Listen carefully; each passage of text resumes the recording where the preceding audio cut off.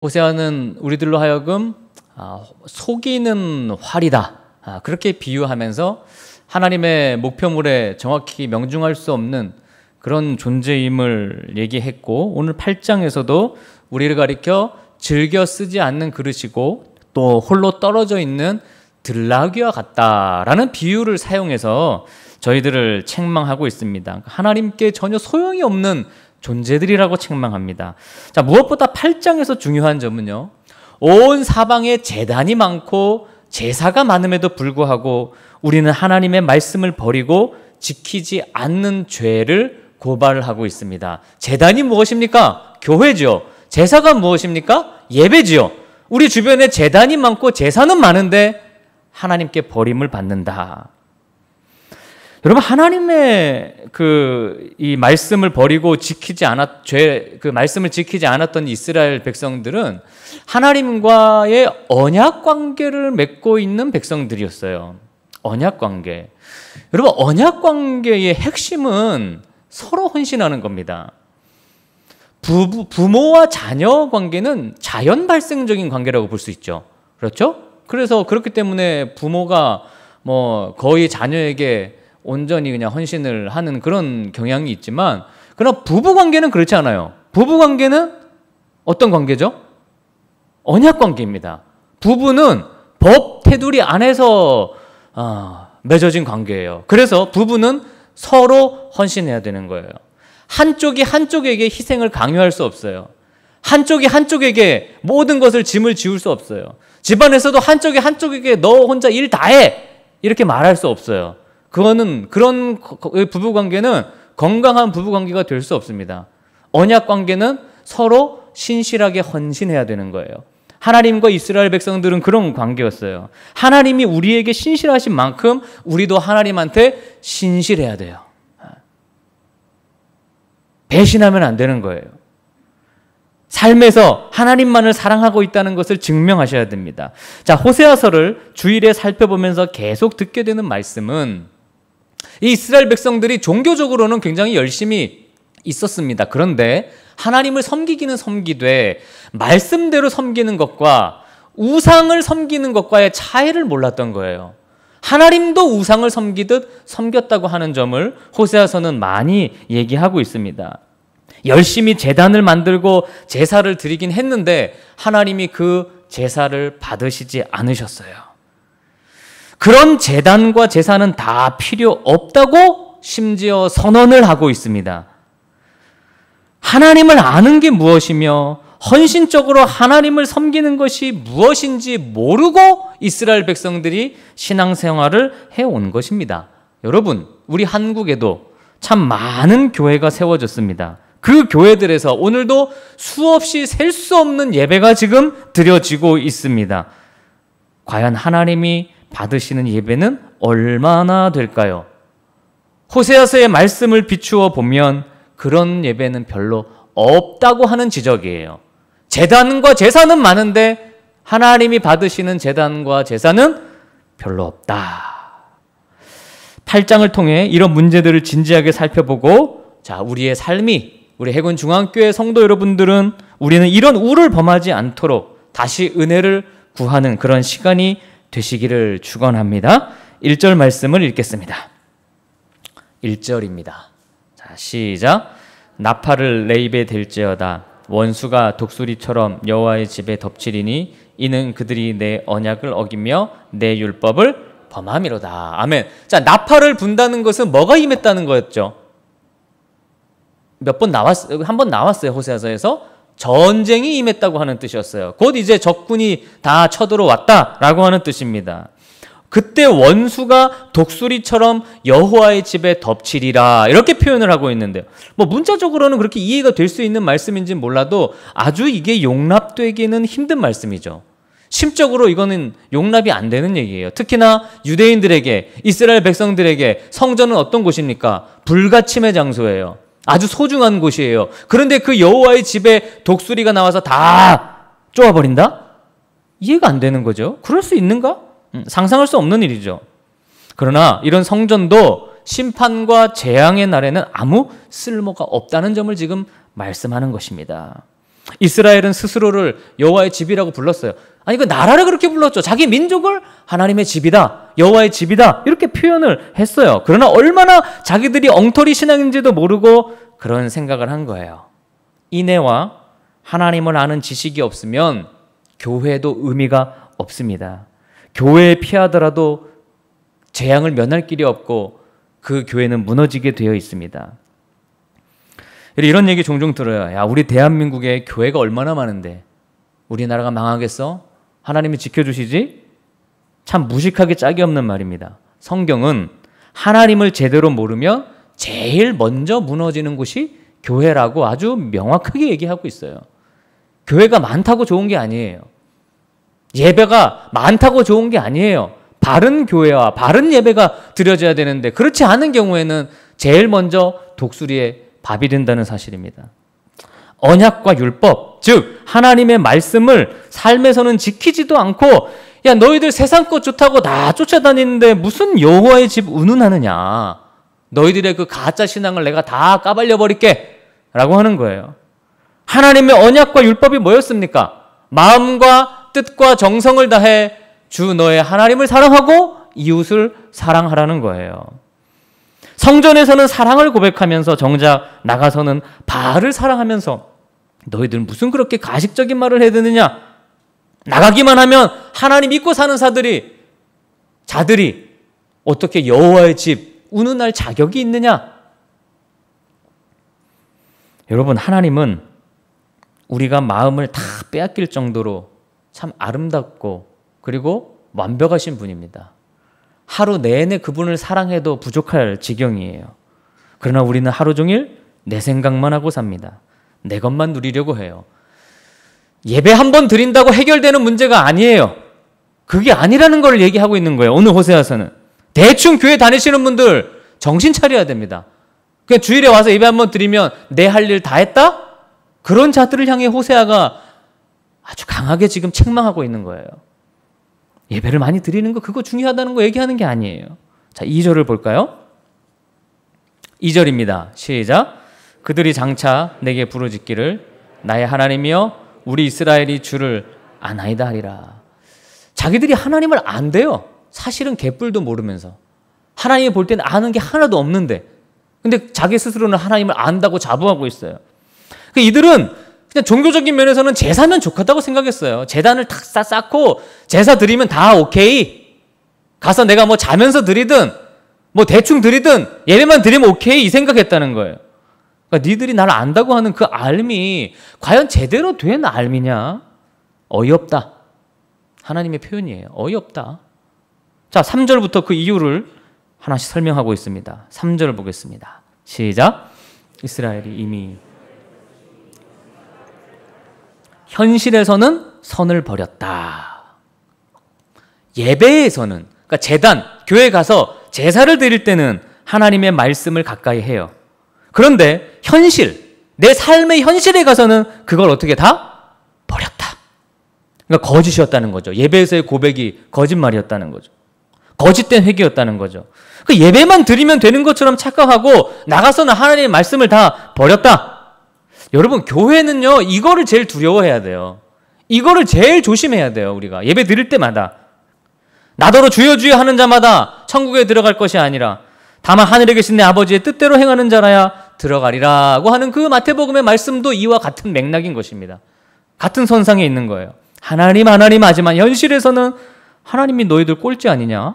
하나님보다 돈이고 하나님보다 권세고 하나님보다 나의 즐거움이고 자, 이런 신앙을 가리켜 오늘 호세아는 사마리아의 송아지 신앙이라고 표현을 하고 있습니다. 자, 그 4절에서 7절에 그 이야기가 등장합니다. 4절부터 7절까지 보겠습니다. 시작. 그들이 왕들을 세웠으나 내게서 나는 것이 아니 그들이 지도자들을 세웠으나 내가 모르는 바이며 그들이 또 그 은금으로 자기를 위하여 우상을 만들었나니 결국은 파괴되고 말리라. 사마리아 내 송아지는 버려졌느니라. 내 진노가 무리를 향하여 타오르나니 그들이 어느 때에야 무죄하겠느냐. 이것은 이스라엘에서 나고 장인이 만든 것이라. 참 신이 아니니 사마리아의 송아지가 산산조각이 나리라. 그들이 바람을 심고 광풍을 거둘 것이라. 심은 것이 줄기가 없으며 이삭은 열매를 맺지 못할 것이요 혹시 맺을지라도 이방 사람이 삼키리라.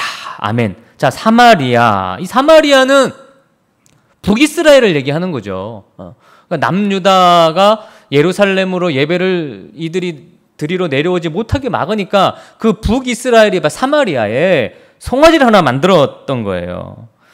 근데 이 송아지 신앙이라는 것은요, 하나님을 그저 이용만 하고 자기 멋대로 사는 것을 말하는 거예요. 재단에서는 하나님 하지만 삶에서는 자기 멋대로 사는 신앙을 이 송아지 신앙이라고 비유하고 얘기할 수가 있습니다. 하나님은 교회에서만 한정시키는 거죠. 나가서는 송아지를 좋아하는 거죠. 재단과 제사는 반복하면서 내 멋대로 사는 존재들이 나는 여호와의 집입니다. 우리 교회는 여호와의 집입니다. 말도 안 되는 거죠. 그것은 여호와의 집이 아니라 무슨 집? 송아지 집이에요. 송아지 집. 송아지 집. 그러니까 송아지 집이냐 여호와의 집이냐 이 아주 중요한 차이를 얘기하고 있는 거예요. 이 금송아지의 본질은 자기를 위한 존재예요. 금송아지는 나 잘되게 해달라고 비는 거예요. 내 요구와 내 마음 이루어줄 대상인 거예요. 하나님을 그렇게 섬긴 거예요. 근데 여러분, 이게 구약에 나오는 이 모든 선지서들의 핵심이 이겁니다. 하나님을 이용하지 말라는 거예요. 그러니까 내 것 이루려고 하나님 이용하지 말라는 게 사실 구약 선지서의 핵심이거든요. 근데 우리는 그것을 사실은 좀 잊어버리고 신앙생활을 그동안 해왔어요. 많은 분들이 이걸 놓치고 신앙생활을 했어요. 그럼 4절에 보면 지도자와 왕들을 세웠어요. 이 말은 대통령도 뽑았고 교회에 무슨 목사님도 초청했고 초빙했고 그리고 임직자도 세웠는데 하나님이 내가 모르는 사람들이다 라는 거죠. 그 내가 모르는 바다. 내게서 난 자들이 아니다. 그러니까 이걸로 봐서 당시 그 지도자들이 다 뭐라고 주장을 했던 거예요. 나를 누가 세웠다? 하나님이 세웠다고 얘기한 거예요. 하나님이 세웠습니다. 오늘 하나님이 세웠습니다. 하나님이 오늘 저를 이 자리에 세웠습니다. 이런 거 어디 많이 들어보지 않으셨습니까? 여러분 어디 뭐 TV 같은 거, 유튜브 같은 거 보세요. 그렇게 얘기하는 분들 엄청 많아요. 엄청 많아요. 죄송하지만 그 중에 하나님이 세운 분 별로 없습니다. 죄송합니다. 그거 어떻게 하나님이 세웠다고 거기서 그렇게 얘기할 수 있을까요? 저를 따르지 마세요. 저와 함께 하지 마십시오. 하나님 말씀을 쫓아가십시오. 이게 정답이죠. 이게 맞는 거죠. 여러분 너무 믿지 마세요. 제가 보니까 너무 엉터리 너무 많아요. 뭐 이러면 꼭 저는 올바른 것처럼 얘기하는 것 같아서 참 그게 좀 오해될까봐 좀 제가 위험하긴 하지만 여러분 이 송아지가 참 어리석은 거인 줄 우리가 아는데 그런데 우리 마음이요 늘 여기에 끌리고 미혹이 돼요. 그게 너무 좋아요. 송아지의 그런 것들이 가고 싶고 그거 들으면 그게 맞는 것 같고 혹하고 그걸 사랑하게 되고 말이에요. 그래서 여러분 이 싸움을 하는 게 신앙생활입니다. 내 안에 송아지 신앙과 싸우는 게 신앙생활이라고요. 그러니까 우리가 싸움의 대상을 분명히 알아야 돼요. 이것을 싸우지 않고는요 하나님께 건진받는 길이 어렵습니다. 자, 7절에 바람을 심었는데 거두는 것은 광풍이다. 그러니까 바람을 심었는데 광풍이 분다. 다 무너진다는 거죠. 내가 심은 바람이 다 헛것이었다는 것입니다. 헛된 것을 의지하면 그 결과가 광풍입니다. 사마리아 송아지 신앙을 버리는 훈련에 여러분 최선을 다하셔요. 우리 안에 있는 이 송아지를요 싸워서 이겨야 된단 말이에요. 그걸 열심히 하셔야 되는데 다른 데 에너지를 쏟고 있어요. 여러분 안에 있는 송아지 신앙과 싸워 이기는 여러분 되시기를 주님의 이름으로 축원합니다. 8절 말씀을 보겠습니다. 8절 자 시작. 이스라엘은 이미 삼켜졌은즉 이제 여러 나라 가운데 있는 것이 즐겨 쓰지 아니하는 그릇 같도다. 이게 이제 문자적으로 기뻐하지 않는 그릇, 직역하면 기뻐하지 않는 그릇이에요. 그릇이라면 마땅히 주인에게 잘 쓰임 받아야 되는데 뭐 기뻐하지 않는 그릇, 내가 안 좋아하는 그릇이죠. 우리 주부들 그릇 사러 갈 때 내가 안 좋아하는 그릇 사세요? 안 사잖아요. 내가 좋아하는 그릇 사서 쓰잖아요. 그리고 누가 선물을 줘도 안 좋아하는 그릇이면 쓰세요? 안 쓰잖아요. 내 마음에 안 들면은. 그것입니다. 하나님 마음에 안 드는 그릇들이라는 거예요. 지금 이스라엘 백성들이. 어쩌다가 이렇게 됐습니까? 오늘 표현해 보면 삼켜졌다라고 나오고 있어요. 삼켜졌다. 그러니까 이방 그 신들에게 세상 정신에 의해 삼켜졌어요. 여러분, 이스라엘이 존재하는 궁극적인 목적은 그 이방과 세상과 구별됐다고 하는 것이 이들의 존재의 이유였는데, 반대로 뒤섞여져서 그 이방을 오히려 자기 생애의 수단으로 삼고 살아가니 더 이상 하나님께는 필요 없는 그릇이 되어버린 거예요. 예레미야 22장 28절의 표현으로는 하나님이 좋아하지 않는 그릇이다. 예레미야 48장 38절은 하나님 마음에 들지 않는 그릇이다 라고 그렇게 표현합니다. 이스라엘은 무슨 문화나 세상의 화려함, 국방력, 경제력, 정치력 이런 걸로 세워진 나라가 아닙니다. 하나님의 말씀을 온전히 받고 순종하라고 세워진 나라인데, 그 말씀이 아니라 이것들을 따르다 보니 하나님이 내가 너희들을 써야 할 이유를 모르겠다라고 얘기하시는 거죠. 여러분, 성도는 왜 성도인 겁니까? 구별되니까 그런 거죠. 구별되니까. 근데 그게 없다면 더 이상 쓸모없는 나라가 되는 것이고 쓸모없는 하나님의 자녀가 되는 것이죠. 예배와는 다르게 삶에서는 나를 살게 만드는 것은 힘이요, 물질이요, 그러면서 살아가요. 세상을 움직이는 것은 왕이요, 정치요, 권력자들이요. 나는 내가 원하는 것을 하고 삽니다. 이런 믿음으로 사는 거예요. 그게 송아지 신앙입니다. 자, 9절을 보십시오. 9절 시작. 그들이 홀로 떨어진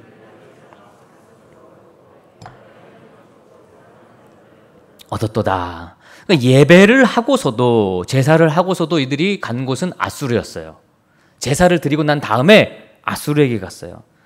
하나님이 남편인데 오히려 막대한 조공을 주면서까지 간 거예요. 그러니까 이건 뭘 얘기하는 걸까요? 아수르가 나를 지켜줄 거라고 생각했어요. 그러나 오히려 여러분, 아수르는 이스라엘을 착취하는 존재입니다. 안타깝게도 여기 표현대로 들락이처럼 신앙생활하고 있어요. 영적인 외로움을 달래보려고 아수르에게 헐떡거리며 달려가는 존재들. 이 들락이는 어디에도 만족을 못해요. 여기 가도 만족 못하고 저기 가도 만족 못하고 하나님만으로 만족하지 못하는 모습을 비꼬는 겁니다. 창세기 16장에 이스마엘을 고집스럽게 분리되어 살아가는 들락이라고 표현했어요. 고집스럽게도 자기 고집만 내세우는 그런 사람을 표현한 거예요. 들락이다. 스스로의 신앙과 정체성을 이스라엘 백성들이 팔아 넘겼어요. 여러분, 이 점을 잘 유념해 생각해야 돼요. 유념해서. 우리가 현실에서는요, 그러니까 신앙을 돈 주고 파는 거예요. 이 행위가. 그럼 교회 와서 예물을 드리죠. 근데 그 예물 드리는 것이요, 그리고 세상에 나가서 바알을 사랑하면 우리가 바알에게 뭐 하는 거예요? 돈을 주고 바알을 사는 거예요. 이 얼마나 참 우리를 정확하게 지적하고 있는 이 호세아의 말씀인가요? 참 이런 말씀이 있다는 거에 저는 요즘 너무 놀라고 있어요. 여러분, 마귀가 예수님에게 내게 절하면 뭘 주겠다 그랬죠? 세상을 주겠다 그랬어요. 그거와 같은 이치예요. 그 세상을 달라고 여러분이 신앙을 주고 세상을 사고 있는 거예요. 이걸 이해할 수 있습니까? 매일 반복되는 일상 속에서 돈을 주고 세상을 산단 말이에요. 그렇게 들나귀처럼 신앙생활을 하면서 하나님께는 즐겨 쓰지 않는 그릇이 되는 거죠. 그러니까 여러분, 신앙생활은 이 싸움과 노력을 부단히 하느냐 안 하느냐의 갈림길입니다. 여러분이 만약 이 싸움을 안 하고 그동안 신앙생활을 해오셨다? 신앙생활 잘못하신 거예요. 가장 많이 우리가 싸워야 할 부분이에요. 하나님만을 내 인생의 유일한 목적과 힘으로 인정하고 그것을 일상의 삶 속에 순종하느냐, 오늘 하루 그것을 내 실제 삶에서 보여주느냐 하는 문제입니다. 하나님의 백성으로서 이런 믿음이 더 깊어지고 오늘 하루 더 거룩해지려고 하는 몸부림이 여러분 안에 있느냐, 그게 신앙이죠. 예배 한 번 더 드리는 거 하나님이 받으시는 신앙이 아닙니다. 호세아는 분명하게 얘기하고 있어요. 예배 더 많이 드리는 거 그거 중요한 거 아니다. 예배 숫자 늘리는 거 그거 하나님이 원하시는 거 아니다. 여러분, 그런 의미에서 요즘 우리가 예배를 많이 드릴 수 없는 이 현실, 이거 어떻게 생각하세요? 너무나 호세아서를 통해 우리가 배우는 게 많지 않겠습니까? 호세아가 누누이 강조하는 바예요. 지금 정말 하나님의 아내로 살고 있느냐 하고 하는 것을 묻고 또 묻고 요구하고 있어요. 자, 10절 말씀. 10절입니다. 시작. 그들이 여러 나라에게 값을 주었을지라도 이제 내가 그들을 모으리니 그들은 지도자의 임금이 쥐어준 짐으로 말미암아 쇠약이시라. 자, 이스라엘이 돈으로 안전을 사려고 했지만 실제로는 점점 작아지고 초라해져서 노예로 전락하고 말 것이라는 것을 예언합니다. 하나님이 아닌 것으로부터 오는 안정은 결국 궁극적인 안정이 아닙니다. 이걸 보는 눈이 열려야 신앙이 발전합니다.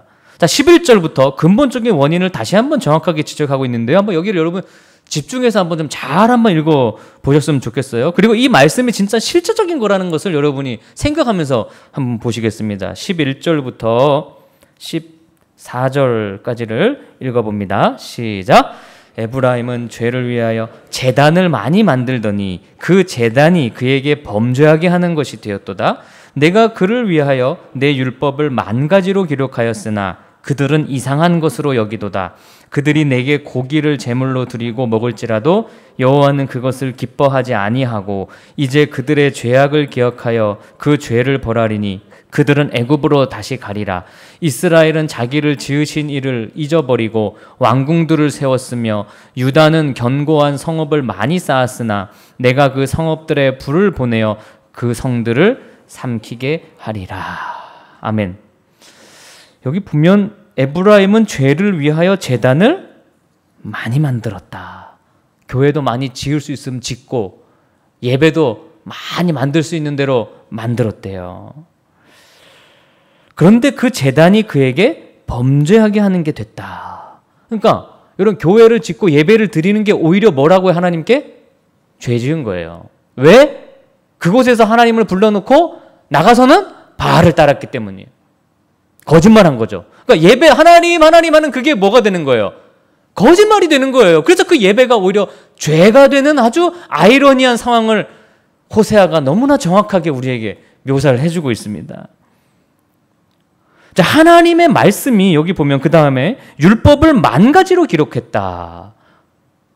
근데 그 만 가지의 율법이 그들은 이상한 것으로 여겼다.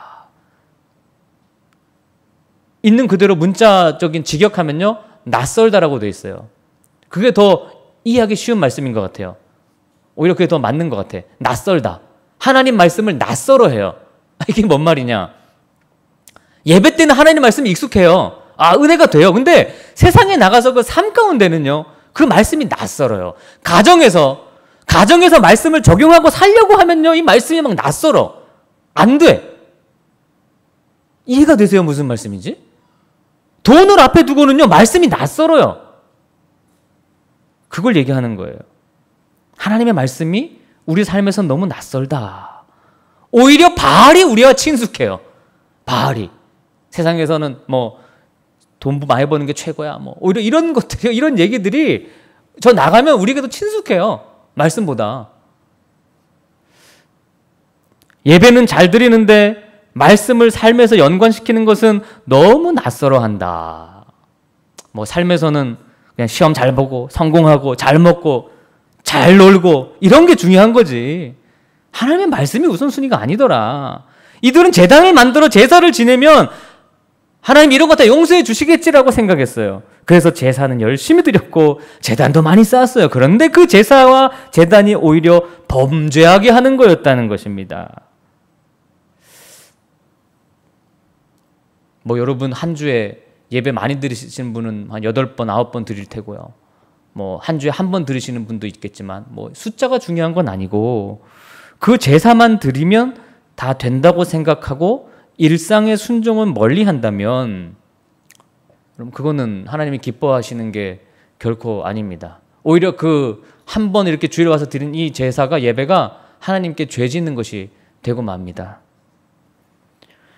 그래서 호세아의 강조를 다시 한번 여러분 전합니다. 하나님께 드릴 더 많은 제사가 필요한 것이 아니라 하나님께 다 내어놓을 인내, 신실한 사랑의 삶이 필요한 거예요.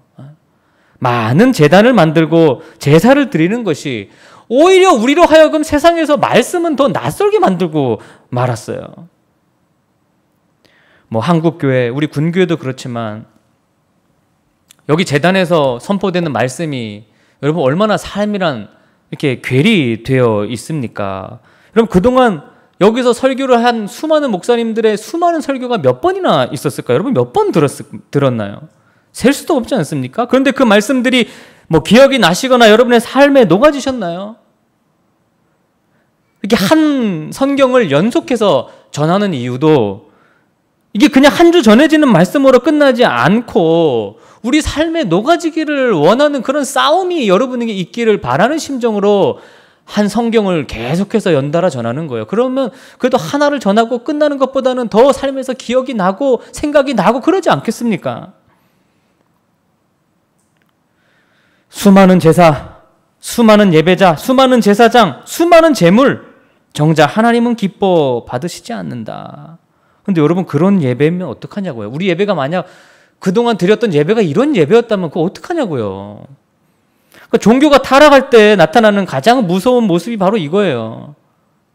그냥 감사의 제사, 예물만 드리고 다 그냥 송아지 교회, 송아지 신자들이 되는 겁니다. 감히 누가 교회를 무너뜨려! 그런 말 하는 사람은 참 말씀에 1도 모르고 그런 얘기를 하는 거예요. 제일 먼저 무너지는 게 교회일 것이다. 이게 더 정확한 표현이에요. 여러분 저는 우리 교회가 송아지 교회가 아니기를 바라고요. 우리 해군해병대 신자들은 송아지 신자가 아니기를 바라요. 여러분 대적이 여호와의 집을 덮칠 때가 옵니다. 여러분 말씀을 배웠으면 움직여야 할 것 아닙니까? 그 말씀이 나를 주장해야 하지 않겠습니까? 그게 예배고 신실이고 인내인 거예요. 달라져야죠. 지난주와 이번 주의 삶이 여전히 똑같다면 그게 무슨 우리의 예배였습니까? 어제와 오늘이 같다면 그것은 여러분이 여전히 송아지 신앙에 머물러 있다고 하는 증거밖에 되지는 않는 것입니다. 우리의 제단과 예배에 하나님의 말씀이 낯선 것이 되면 거기에는 인격도 없고요. 의도 없고요. 사람을 바꿔놓을 힘이 없어요. 그 종교는, 그 예배는, 그 말씀은. 신앙의 핵심은 하나님을 아는 거예요. 하나님이 뭘 원하시며 무슨 예배를 드리고 그 예배를 통해 어떻게 살기를 바라는지 아는 거예요. 신앙은 서로의 헌신적인 관계입니다. 인격적인 사귐의 신비예요. 뭐 권력이 있어야 힘을 쓰고 영향력을 주는 게 아니에요. 하나님을 바로 알아야 바른 삶을 살 수 있고 영적인 파워를 가질 수 있습니다. 하나님을 알지 못하면요, 신앙의 변화는 없습니다. 내 삶의 변화는 없어요. 우리는 하나님의 신앙을 아수르에게 돈 주고 팔아서라도 안정과 번영을 만들어 왔습니다. 이것이 이스라엘의 실패였고 한국 교회의 실패였습니다. 여러분 셀 수도 없는 예배, 사실 여러분 지금까지 살면서 몇 번 예배 드렸는지 셀 수 있으실까요? 불가능하죠? 셀 수도 없는 예배를 드린 여러분의 모습이, 여러분의 인격이, 여러분의 내면이, 영성이, 삶이 셀 수도 없이 예배 드리기 전과 무슨 차이를 만들어냈습니까? 어떤 차이가 있으십니까? 그런 제단과 제사는 하나님이 결코 기뻐하지 않으시고 그런 예배를 드리는 우리는 하나님께 쓰임받지 않고 즐겨 쓰이지 않는 그릇이고 들나귀에 지나지 않습니다. 송아지 신앙으로 신앙생활을 하는 하나님을 참으로 모르는 신자들이죠. 이런 눈으로 보면 얼마나 하나님을 모르고 신앙에 큰 소리를 치는 자들이 한국 교회에 많은지 여러분 보이게 됩니다. 그래서 재앙과 심판이 여호와의 집을 제일 먼저 무너뜨리는 것이 너무나 당연하구나 라는 것이 여러분 눈에 보이게 됩니다. 여러분 송아지 신앙을 버리고 제발 말씀이 삶에서 낯선 것이 아니기를 주님의 이름으로 축원합니다. 여러분의 예배가 죄가 된다고 하는 이 호세아서의 말씀을 여러분 명심하시고 내가 드리는 제단과 예배가 죄가 아니기를, 그러려면 이 예배에서 드린 하나님을 여러분의 삶에서 제일 사랑하고 하나님 말씀 중심으로 살고 무엇보다 말씀이 우선하고 선택의 상황에서 말씀을 선택할 수 있는 그런 여러분이 되셔야 합니다. 이 싸움을 오늘도 저와 함께 우리 부단히 하시면서 바른 신앙의 훈련을 하는 저와 여러분 될 수 있기를 주님의 이름으로 축복합니다. 기도하겠습니다.